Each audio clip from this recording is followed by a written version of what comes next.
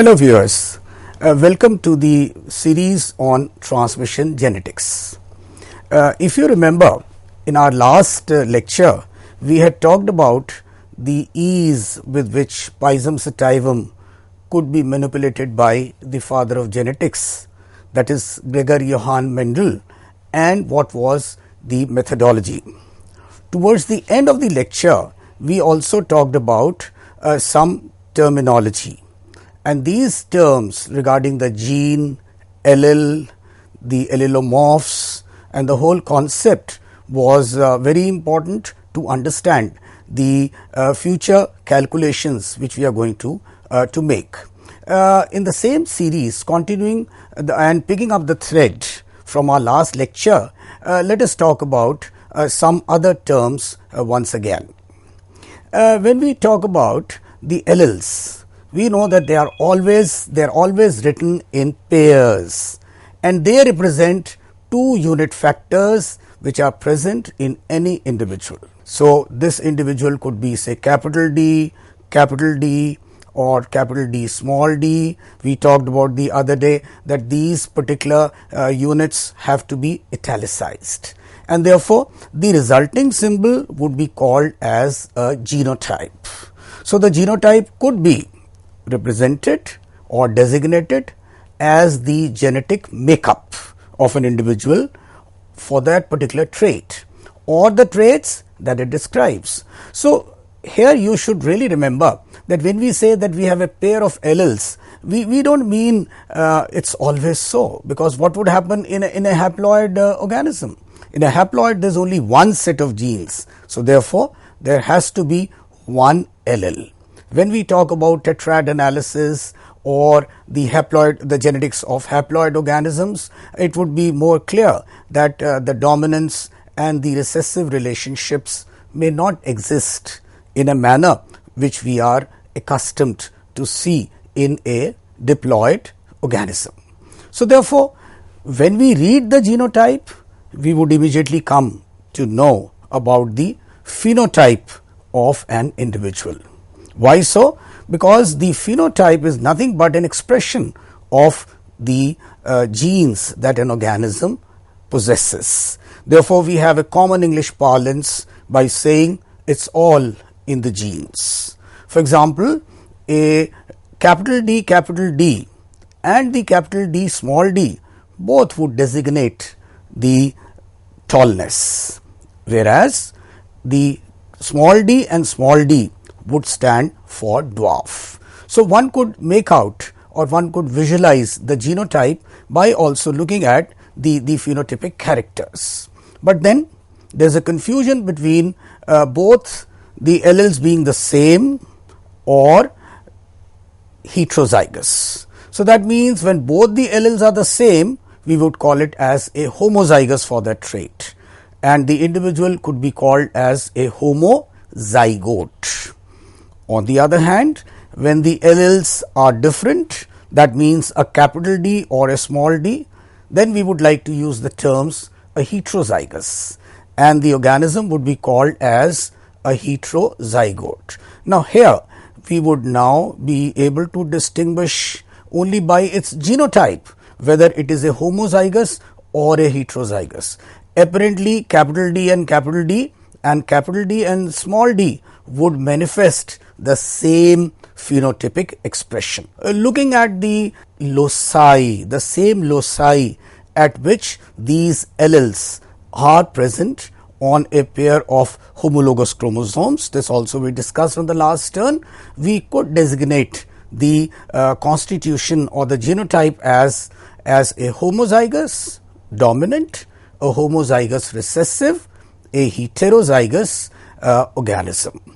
Talking of the dominant trait, once again, I had promised you that we would talk a little more about the symbols which symbolize the genetic expressions, because this would be helpful to us for our future calculations, and there are various statistical intonations which are used in Mendelian genetics, especially in the numerical problems.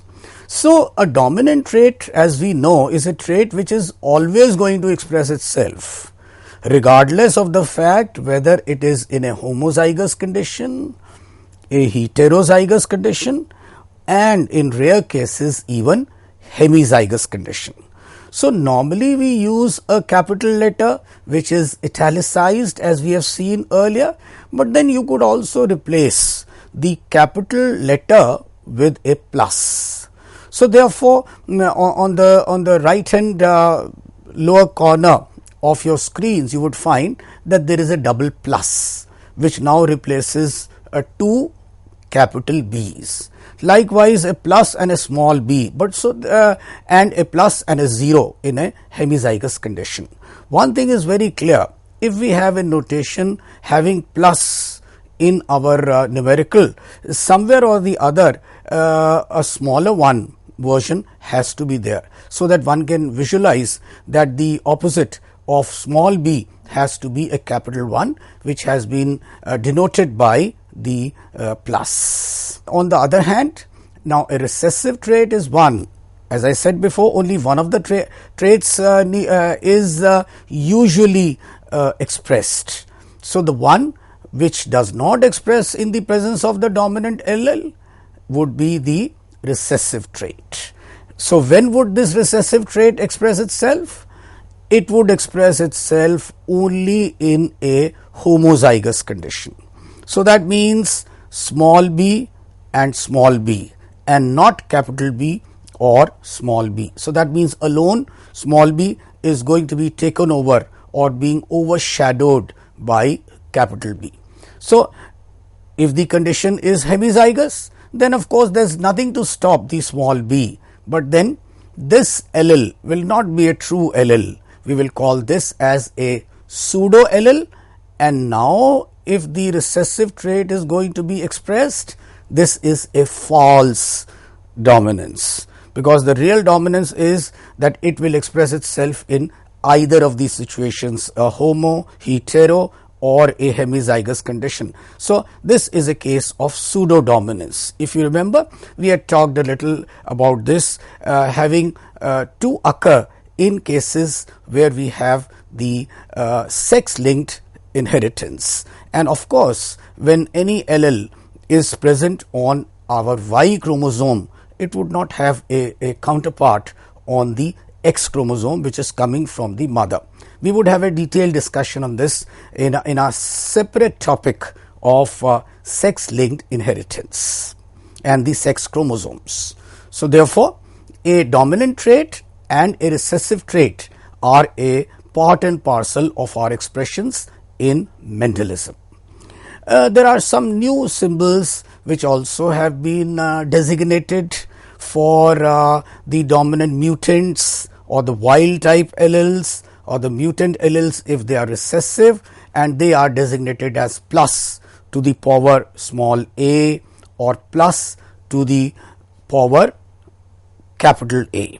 Of course, the latter being italicized in all the cases, or A dash. So, that means we have different types of symbols which are followed in different types of mathematical expressions. Keeping all these things in mind, if we now take one of the simple examples where there is a presence of a dominant and a recessive allele of a gene, before entering this, I should simply remember that the character is 1, which is the seed shape. However, the alleles are of two different traits, that is, whether the seeds are smooth or wrinkled.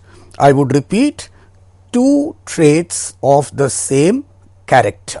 So, the genotype in this case is capital S and capital S, which is a homozygous one, and the phenotype for this is a smooth one, that is the smooth seeds.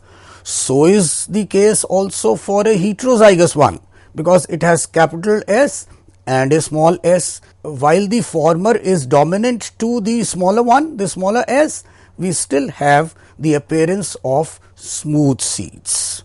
On the other hand, the seeds would be wrinkled only when the recessive allele is in a homozygous condition.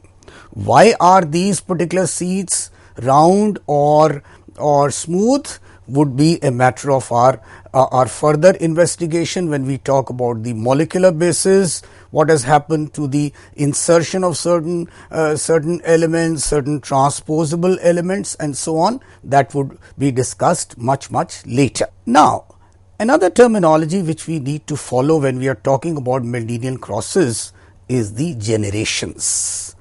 The parental generation, which is designated as P generation, means that there is a male and a female parent, and when they cross, or in animals we say when they breed, then they give rise to the first filial generation. That means they give rise to progeny due to their mating, and this is called as the F1 generation, or the first generation, first filial generation.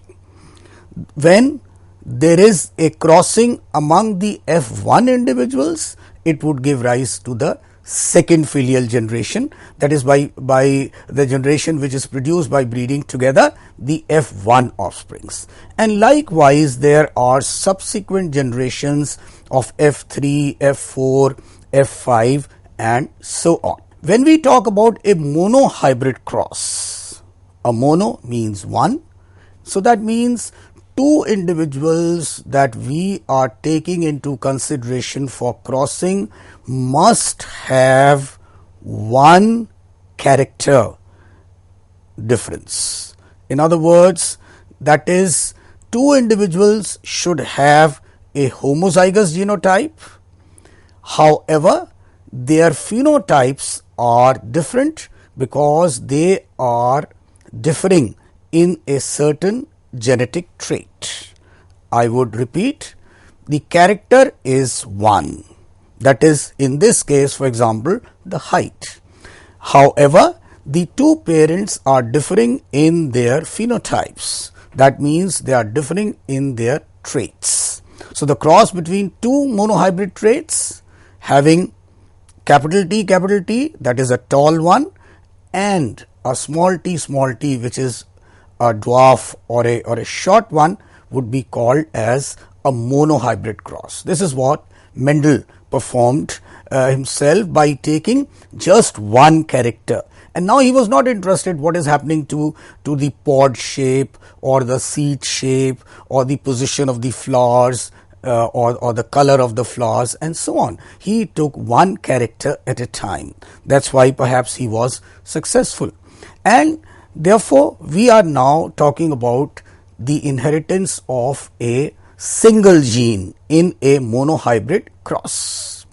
When we look at this monohybrid cross a little more carefully, we would find that, for example, if we were to take a flower which had been obtained from a seed that was round and we emasculated it, made it into just a female parent by removing the stamens, by opening the keel of this flower, and on the other hand we took another flower which was obtained from the plants raised from wrinkled seeds and used the pollen grain, dusted the pollen grains on the former, we found or rather Mendel found that all these seeds after fertilization were smooth, thereby talking about the smoothness, the trait of smoothness being dominant to the wrinkled one. Likewise, you could reverse the parents in this case. If you were to take, for example, plant and the flower obtained from the wrinkled seed as a female instead of the male that we took in the previous slide, and pollinate it with the stamens or the pollen grains taken out from the stamens of the flower which had been obtained from the smooth seeds, then also the results were identical. So, this Mendel performed so many times. Much later in the terminology we would call this as a reciprocal cross.